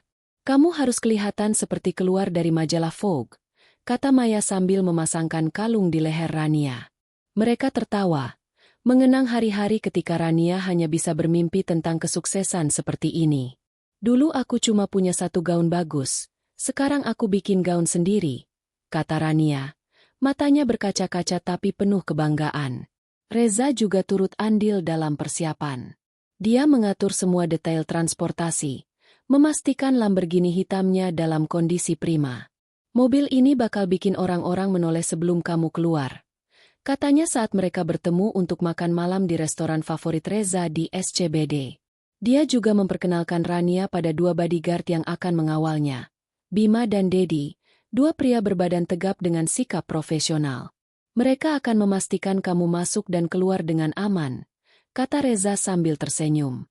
Rania masih merasa sedikit aneh dengan ide pengawalan, tapi dia tidak bisa menyangkal bahwa itu menambah aura kemewahan yang dia inginkan. Reza juga membantu Rania berlatih mental. Dia tahu sekilas tentang masa lalu Rania dengan Ardan, dan dia ingin memastikan Rania tidak goyah saat hari haji. Kamu nggak cuma pergi ke sana untuk pamer gaun atau mobil, katanya suatu malam saat mereka minum kopi di apartemen Rania. Kamu pergi untuk menunjukkan bahwa kamu sudah menang dalam hidupmu sendiri. Mereka nggak punya kuasa atasmu lagi. Kata-kata itu menyentuh hati Rania. Dia memeluk Reza, merasa bersyukur memiliki seseorang yang begitu mendukungnya. Namun, meski persiapannya matang, Rania tidak bisa menghindari kegugupan yang muncul menjelang hari pernikahan. Malam sebelum hari H, dia sulit tidur. Dia duduk di ranjang, memandang gaun merah marun yang tergantung di sudut ruangan. Pikirannya melayang ke masa-masa ketika Ardan masih menjadi dunianya, ketika dia percaya cinta mereka akan abadi. Tapi kemudian dia mengingat pengkhianatan itu, sindiran Bu Siti, dan semua malam yang dia habiskan menangis. Kamu bukan Rania yang dulu, katanya pada diri sendiri, suaranya tegas. Dia mengambil buku catatannya, menulis satu kalimat. Besok, aku akan menunjukkan siapa aku sekarang. Rania juga menghubungi Ibu Mira, mentornya, untuk meminta nasihat terakhir. Aku takut aku bakal goyah kalau lihat mereka. Bu, akunya ditelepon. Ibu Mira, dengan suara bijaknya, menjawab. Rania, kamu sudah melalui yang terburuk dan keluar sebagai pemenang. Besok, jangan pikirkan mereka. Pikirkan betapa bangganya kamu pada dirimu sendiri. Kata-kata itu seperti angin sejuk, menenangkan hati Rania. Rania berdiri di balkon apartemennya, menatap langit malam Jakarta yang dipenuhi bintang. Dia memegang undangan pernikahan Ardan dan Lita di tangannya, lalu perlahan merobeknya menjadi potongan-potongan kecil. Ini bukan tentang kalian, katanya, melepaskan potongan kertas itu ke angin. Dia kembali ke dalam, memandang gaunnya sekali lagi, dan tersenyum. Besok, dia akan melangkah ke pernikahan itu sebagai Rania yang baru, wanita yang kuat, sukses, dan tidak lagi terikat oleh masa lalu. Dengan gaun merah marun, mobil mewah, dan bodyguard di sisinya, dia siap membuat dunia tahu bahwa dia telah bangkit. Hari pernikahan Ardan dan Lita tiba dengan langit Jakarta yang cerah. Sinar matahari memantul di gedung-gedung tinggi, menciptakan suasana yang kontras dengan gejolak di hati Rania. Di apartemennya, Rania berdiri di depan cermin besar, mengenakan gaun merah marun yang telah dia rancang dengan penuh dedikasi. Gaun itu membalut tubuhnya dengan sempurna. Renda emas di bahu dan pinggang berkilau lembut di bawah cahaya lampu. Rambutnya yang tergerai dalam ikal lembut, riasan bold dengan lipstik merah menyala, dan aksesori mutiara dari Maya membuatnya terlihat seperti keluar dari halaman majalah mode. Dia menarik napas dalam-dalam, menatap pantulannya, dan berbisik, "Kamu bisa melakukan ini, Rania." Reza tiba tepat waktu, mengendarai Lamborghini hitam yang mengilap, dengan Bima dan Dedi, dua bodyguard profesional, mengikuti di belakang dengan mobil terpisah. Ketika Rania keluar dari apartemen, Reza memandangnya dengan kagum. "Ran, kamu, luar biasa," katanya. Suaranya penuh kekaguman. Rania tersenyum kecil, merasa jantungan tapi juga terdorong oleh kepercayaan diri yang perlahan membuncah. "Terima kasih, Mas. Aku cuma mau pastikan mereka tahu aku nggak hancur," jawabnya sambil masuk ke mobil. Reza tertawa. "Oh, mereka pasti akan tahu." Perjalanan ke gedung pernikahan di Jakarta Pusat terasa singkat. Rania memandang keluar jendela. Tangannya memainkan gelang tipis di pergelangan tangannya untuk menenangkan diri. Dia mengingat kata-kata Ibu Mira. "Pikirkan betapa bangganya kamu pada dirimu sendiri." Dia juga mengingat nasihat Maya untuk tetap tersenyum dan berjalan dengan kepala tegak. "Ini bukan tentang mereka. Ini tentang aku," gumamnya, memperkuat tekadnya. Ketika mobil tiba di gedung mewah itu, kepala-kepala menoleh. Lamborghini hitam yang mengilap menarik perhatian para tamu yang berkumpul di luar. Bima dan Dedi membukakan pintu untuk Rania, dan saat dia melangkah keluar, sorotan mata tertuju padanya. Gaun merah marunnya berkilau di bawah sinar matahari, dan langkahnya yang anggun namun tegas membuatnya tampak seperti bintang. Reza berjalan di sisinya. Tangannya menyentuh punggung Rania dengan lembut sebagai tanda dukungan. "Kamu siap, Ran?" bisiknya. Rania mengangguk. Senyum kecil menghiasi wajahnya. "Lebih dari siap." Di dalam gedung, dekorasi pernikahan itu megah. Bunga-bunga putih dan emas menghiasi setiap sudut. Lampu kristal menggantung di langit-langit, dan musik lembut mengalun di udara. Rania melangkah masuk, diapit oleh Bima dan Dedi, yang dengan sopan menjaga jarak tapi tetap terlihat profesional. Tamu-tamu berbisik. Beberapa mengenali Rania dari podcast atau akun Instagramnya, sementara yang lain hanya terpukau oleh penampilannya. Dia merasakan jantungan di dadanya, tapi dia terus berjalan, kepala tegak, senyumnya sopan namun penuh wibawa. Di sudut ruangan, dia melihat Bu Siti dan Pak Budi, mertuanya dulu, berdiri dekat meja tamu. Wajah Bu Siti membeku ketika melihat Rania. Matanya melebar seolah tidak percaya. Pak Budi, yang biasanya pendiam, tampak gelisah. Tangannya memainkan dasi dengan gugup. Rania mendekati mereka. Senyumnya tetap tenang. "Selamat malam, Bu, Pak." Sapanya dengan suara lembut tapi tegas. Bu Siti tergagap. "Rania, kamu cantik sekali." Rania hanya mengangguk. "Terima kasih, Bu. Selamat atas acara Ardan." Dia tidak menunggu respons lebih lanjut, melangkah pergi dengan anggun, meninggalkan Bu Siti dengan ekspresi bercampur kagum dan penyesalan. Kemudian, dia melihat Ardan dan Lita di dekat pelaminan. Ardan mengenakan setelan tuxedo hitam, tampak gagah tapi dengan ekspresi yang sedikit tegang. Lita, dalam gaun pengantin putih yang berkilau, tersenyum lebar. Tapi senyum itu memudar saat matanya bertemu dengan Rania.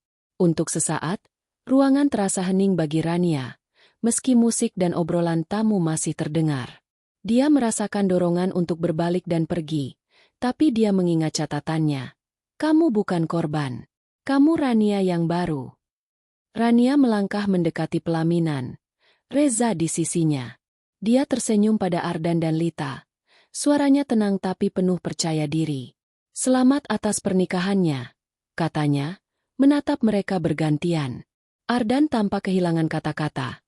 Matanya memindai Rania dari ujung kepala hingga kaki, seolah tidak percaya wanita di depannya adalah mantan istrinya. Rania, kamu datang, katanya, suaranya parau. Lita, yang berusaha menjaga senyum, berkata dengan nada kaku, terima kasih sudah datang. Kamu kelihatan beda. Rania hanya tersenyum tipis. Hidup terus berjalan, kan? Semoga kalian bahagia. Dia tidak berlama-lama. Setelah mengucapkan selamat, dia berbalik, berjalan menjauh dengan langkah yang sama anggunnya saat masuk. Reza menyentuh lengannya, berbisik, kamu luar biasa tadi. Rania tersenyum, merasa beban besar terangkat dari pundaknya. Untuk pertama kalinya, dia tidak merasa sakit saat melihat Ardan. Dia tidak merasa marah pada Lita. Dia hanya merasa bebas. Di luar pelaminan, beberapa tamu mendekati Rania, memuji gaunnya. Ini desain kamu sendiri, ya? Luar biasa, kata seorang wanita yang memperkenalkan diri sebagai editor majalah fashion. Rania tersenyum, menyerahkan kartu nama Rania Designs yang baru dia cetak. Terima kasih. Kalau tertarik, silakan mampir ke studio saya. Jawabnya dengan percaya diri. Dia menyadari, momen ini bukan hanya tentang menutup masa lalu, tapi juga membuka pintu baru untuk bisnisnya. Rania tidak tinggal lama di acara itu. Setelah 1 jam, dia memutuskan untuk pulang. Aku sudah selesai di sini, katanya pada Reza sambil tersenyum. Di dalam mobil, dengan Jakarta malam yang berkilau di luar jendela, Rania merasa lega. Dia telah menghadapi masa lalunya, bukan dengan amarah atau air mata, tapi dengan keanggunan dan kekuatan. Reza memandangnya. Aku bangga sama kamu, Ran. Kamu benar-benar menang malam ini. Rania tertawa kecil. Aku nggak menang atas mereka, Mas. Aku menang atas diriku sendiri. Keesokan harinya, media sosial ramai dengan foto-foto Rania dari pernikahan itu, diunggah oleh tamu-tamu yang terkesan dengan penampilannya. Akun Rania Designs kebanjiran komentar dan pesanan baru. Salah satu unggahan dari editor majalah fashion bahkan menyebutnya, desainer lokal yang sedang naik daun. Rania membaca komentar-komentar itu sambil minum kopi di studionya, tersenyum lebar. Dia tahu, perjalanan ini masih panjang, tapi dia sudah tidak takut lagi. Di malam itu, Rania duduk di balkon apartemennya, memandang langit malam yang cerah. Dia memegang buku catatannya, menulis satu kalimat terakhir untuk bab ini dalam hidupnya. Aku sudah bebas. Sekarang saatnya mengejar mimpi yang lebih besar. Dia menutup buku itu, menarik napas dalam-dalam, dan tersenyum. Masa lalu telah ditutup, dan masa depan terbentang luas di depannya, penuh dengan kemungkinan. Cahaya pagi Jakarta menyelinap melalui jendela besar apartemen Rania di Kuningan, menerangi ruangan yang kini dipenuhi tanda-tanda kesuksesan. Di sudut ruangan, manekuin menampilkan gaun terbaru yang sedang dikerjakan untuk fashion show di Bali, sementara meja kerjanya dipenuhi sketsa dan kain-kain berkualitas tinggi yang dia beli dari pameran tekstil. Rania Designs kini bukan lagi sekadar nama di Instagram, tetapi sebuah brand yang mulai dikenal di kalangan pecinta fashion lokal. Setelah penampilannya yang mencuri perhatian di pernikahan Ardan dan Lita, media sosial dan beberapa media fashion lokal terus membicarakan Rania sebagai desainer baru yang menjanjikan. Namun, di tengah gemerlap itu, Rania tahu perjalanan menuju puncak masih panjang. Rania duduk di sofa, memegang cangkir teh chamomile, menatap email yang baru saja masuk dari panitia fashion show di Bali. Mereka memintanya untuk memamerkan koleksi cahaya, koleksi yang terinspirasi dari perjalanan keluar dari kegelapan hidupnya, dalam acara tahunan yang dihadiri oleh desainer nasional dan internasional. Ini adalah kesempatan terbesar dalam karirnya, tapi juga tantangan besar. Aku nggak boleh gagal di sini, gumamnya, merasa campuran antara semangat dan tekanan. Dia menghubungi Ibu Mira, mentornya, untuk berbagi kabar. Bu, aku diundang ke fashion show di Bali. Tapi jujur, aku takut nggak bisa memenuhi ekspektasi. Akunya ditelepon. Ibu Mira, dengan suara penuh kebijaksanaan, menjawab. Rania, kamu sudah sampai sejauh ini karena kerja keras dan bakatmu. Jangan takut gagal. Kegagalan cuma pelajaran. Fokus pada cerita yang ingin kamu sampaikan lewat koleksimu. Kata-kata itu menenangkan Rania, dan dia memutuskan untuk mempersiapkan koleksi cahaya dengan segenap hati. Rania menghabiskan minggu-minggu berikutnya di studionya di Pasar Majestic, bekerja bersama Nita dan tim kecilnya yang kini bertambah dengan seorang asisten pemasaran bernama Dila. Koleksi cahaya terdiri dari 8 gaun, masing-masing dirancang untuk mencerminkan tahap-tahap perjalanan hidupnya, dari kegelapan, harapan, hingga kebebasan. Dia memilih palet warna yang lembut namun kuat, putih mutiara, emas pucat, dan biru langit, dengan sentuhan kain organza dan sutra untuk memberikan kesan ringan namun mewah. Setiap gaun memiliki detail unik, seperti bordir tangan yang terinspirasi dari motif bunga yang dia lihat di taman kecil dekat apartemennya. Prosesnya tidak mudah. Rania menghadapi kendala seperti keterlambatan pengiriman kain dari supplier dan masalah teknis dengan mesin jahit baru. Suatu malam, ketika sebuah gaun organza sobek karena kesalahan jahitan, Rania hampir menyerah. Dia duduk di lantai studio, memandang kain yang rusak, dan merasa air mata di ujung matanya. Tapi Nita, yang masih di studio meski sudah larut, mengingatkannya. Ibu, ingat gaun merah marun? Ibu bilang itu pernyataan. Koleksi ini juga pernyataan, dan kita nggak boleh menyerah. Rania tersenyum, mengusap air matanya, dan kembali bekerja. Reza juga menjadi pilar dukungan.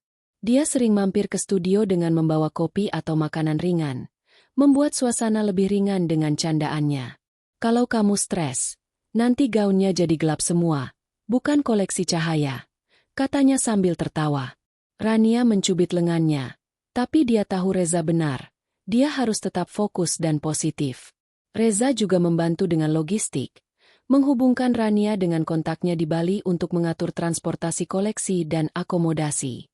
Kamu fokus desain, biar aku urus sisanya, katanya suatu malam, membuat Rania merasa bersyukur memiliki seseorang yang begitu peduli. Di sela-sela kesibukan, Rania juga mulai memikirkan hubungannya dengan Reza. Mereka semakin dekat, sering menghabiskan malam bersama di restoran atau sekadar menonton film di apartemen. Reza tidak pernah memaksa, selalu memberikan ruang bagi Rania untuk menentukan langkahnya sendiri. Suatu malam, saat mereka duduk di balkon apartemen Rania, Reza berkata, Ran, aku tahu kamu punya banyak di pikiran dengan karir dan masa lalu. Tapi aku ingin kamu tahu, aku serius dengan ini, dengan kita. Rania menatapnya. Hatinya hangat tapi masih ragu. Aku juga serius, Mas. Tapi aku butuh waktu untuk berdamai dengan diriku sendiri dulu. Reza mengangguk, tersenyum lembut. Aku akan tunggu. Berapa lama pun. Persiapan untuk fashion show di Bali memakan waktu dan tenaga. Tapi Rania merasa hidupnya kini memiliki tujuan yang jelas. Dia juga mulai menjalin koneksi baru di industri fashion. Lila, pemilik brand yang pernah bekerja sama dengannya, mengundangnya untuk berkolaborasi dalam proyek baru, sementara editor majalah yang bertemu di pernikahan Ardan menghubunginya untuk wawancara eksklusif. Kamu bukan cuma desainer, Rania. Kamu punya cerita yang menginspirasi, kata editor itu, membuat Rania tersenyum bangga. Hari keberangkatan ke Bali tiba. Rania, Nita, dan Dila terbang ke pulau itu dengan penuh semangat, membawa kotak-kotak berisi gaun koleksi cahaya. Di bandara, mereka disambut oleh panitia yang mengantar mereka ke hotel mewah di Nusa Dua. Rania memandang laut yang berkilau dari jendela kamarnya, merasa campuran antara gugup dan antusias. Ini panggungku, katanya pada diri sendiri, mengingat semua perjuangan yang telah membawanya ke titik ini. Malam fashion show tiba. Backstage ramai dengan desainer, model, dan kru yang sibuk mempersiapkan segalanya. Rania memeriksa setiap gaun dengan cermat, memastikan tidak ada jahitan yang lepas atau detail yang terlewat. Ketika musik mulai mengalun dan model pertama melangkah ke runway dengan gaun putih mutiara yang berkilau, Rania berdiri di samping panggung, jantungnya berdegup kencang. Satu persatu, gaun-gaunnya muncul, menceritakan kisah perjalanan hidupnya melalui warna, tekstur, dan desain. Penonton terdiam, lalu meledak dalam tepuk tangan ketika gaun terakhir, gaun biru langit dengan bordir bunga yang rumit, meluncur di runway. Setelah acara, Rania dipanggil ke panggung untuk menerima aplaus. Dia melangkah dengan percaya diri, mengenakan salah satu gaun dari koleksinya, dan tersenyum lebar saat penonton berdiri untuk memberikan standing ovation. Ibu Mira, yang hadir sebagai tamu, memeluknya di belakang panggung. "Aku bilang apa? Kamu punya bakat, dan sekarang dunia tahu itu," katanya dengan mata berkaca-kaca. Rania menangis haru, tapi kali ini karena kebahagiaan. Keesokan harinya, foto-foto koleksi cahaya menyebar di media sosial dan situs fashion internasional. Rania mendapat tawaran dari beberapa butik di Bali dan Jakarta, serta undangan untuk mengikuti Fashion Week di Singapura tahun depan. Dia juga menerima pesan dari Reza, yang menonton live streaming acara itu. "Kamu bikin aku bangga, Ran. Kamu benar-benar cahaya." Rania tersenyum membaca pesan itu, merasa hatinya penuh. Rania duduk di pantai Nusa Dua, menatap ombak yang bergulung lembut. Dia memegang buku catatannya, menulis, "Cahaya bukan cuma di gaunku, tapi di dalam diriku. Aku sudah menemukannya." Dia menutup buku itu, merasa damai. Masa lalu, dengan semua luka dan pengkhianatannya, kini hanya bayangan samar. Rania tahu, dia sedang menuju puncak, dan tidak ada yang bisa menghentikannya. Langit Bali malam itu dipenuhi bintang, mencerminkan kilauan di mata Rania saat dia duduk di tepi kolam renang hotel di Nusa Dua. Fashion show koleksi cahaya telah usai, dan kesuksesannya masih terasa seperti mimpi. Sorak-sorai penonton, standing ovation, dan pelukan hangat dari Ibu Mira masih bergema di pikirannya. Di tangannya, dia memegang ponsel yang penuh dengan pesan ucapan selamat dari Maya, Reza, Lila, dan bahkan beberapa desainer internasional yang hadir di acara itu. Rania Designs kini bukan lagi sekadar nama, tetapi sebuah brand yang mulai diakui di panggung yang lebih besar. Namun, di tengah euforia, Rania merasa ada sesuatu yang lebih dalam yang telah dia raih, kedamaian dengan dirinya sendiri.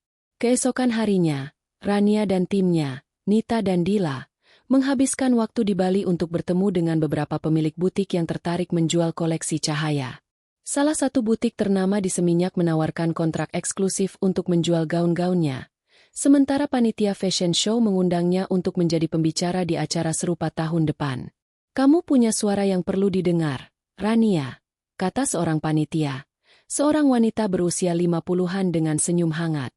"Ceritamu menginspirasi, bukan cuma desainmu." Rania tersenyum, merasa tersanjung tapi juga rendah hati. "Terima kasih, tapi saya cuma berusaha jujur dengan perjalanan saya," jawabnya. Kembali ke Jakarta, kehidupan Rania bergerak dengan kecepatan baru. Studio di Pasar Majestic kini terasa terlalu kecil untuk menampung pesanan yang membanjir. Jadi dia mulai mencari ruang baru yang lebih besar di kawasan SCBD. Dengan bantuan Reza, yang memiliki koneksi di dunia properti, Rania menemukan sebuah loft dengan jendela besar dan ruang yang cukup untuk studio sekaligus showroom. "Ini tempat yang cocok untuk Rania Designs versi baru," kata Reza saat mereka meninjau lokasi itu. Rania memandang ruangan kosong itu, membayangkan bagaimana dia akan mengisinya dengan karya-karya barunya, dan merasa jantungnya berdegup penuh harap. Bisnis bukan satu-satunya yang berkembang. Hubungan Rania dengan Reza semakin dalam, meski dia masih berhati-hati. Suatu malam, saat mereka makan malam di restoran rooftop favorit mereka, Reza mengambil tangan Rania dengan lembut. "Ran, aku tahu kamu punya mimpi besar, dan aku nggak mau jadi penghalang. Tapi aku juga ingin kita membangun sesuatu bersama. Apapun langkahmu, aku ingin di sampingmu."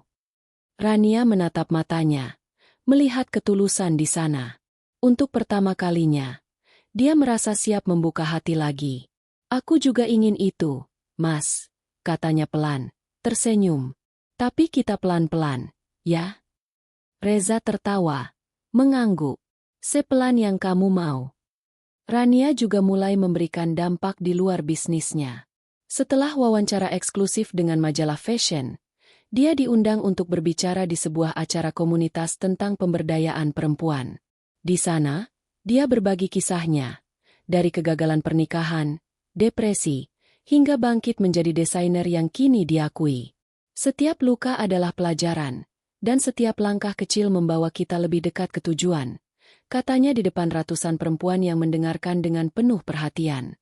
Setelah acara, banyak yang mendekatinya, berbagi cerita mereka sendiri, dan Rania merasa terhubung dengan mereka dalam cara yang tidak pernah dia bayangkan sebelumnya. Dia juga mulai merencanakan proyek sosial. Terinspirasi oleh perjuangannya sendiri, Rania ingin membantu perempuan lain yang sedang bangkit dari masa sulit. Bersama Ibu Mira, dia merancang program pelatihan desain dan jahit untuk perempuan dari komunitas kurang mampu. "Kamu punya bakat, tapi kamu juga punya hati," kata Ibu Mira saat mereka mendiskusikan rencana itu di kafe kecil dekat studio. "Ini yang bikin kamu beda, Rania." Rania tersenyum, merasa panggilan untuk memberikan kembali kepada dunia yang telah memberinya begitu banyak.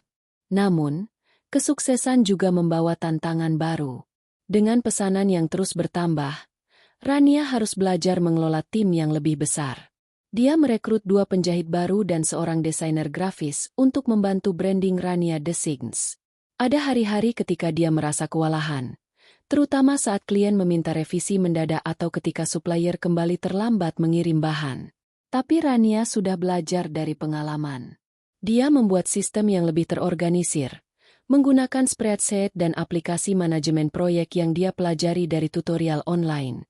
"Kalau aku bisa melewati perceraian, aku pasti bisa handle ini," katanya pada Nita sambil tertawa, meski matanya menunjukkan tekad yang serius. Di tengah kesibukan, Rania tetap menjaga keseimbangan hidup. Dia melanjutkan rutinitas gymnya, kini menikmati kelas yoga dan angkat beban sebagai cara untuk menjaga tubuh dan pikirannya tetap sehat.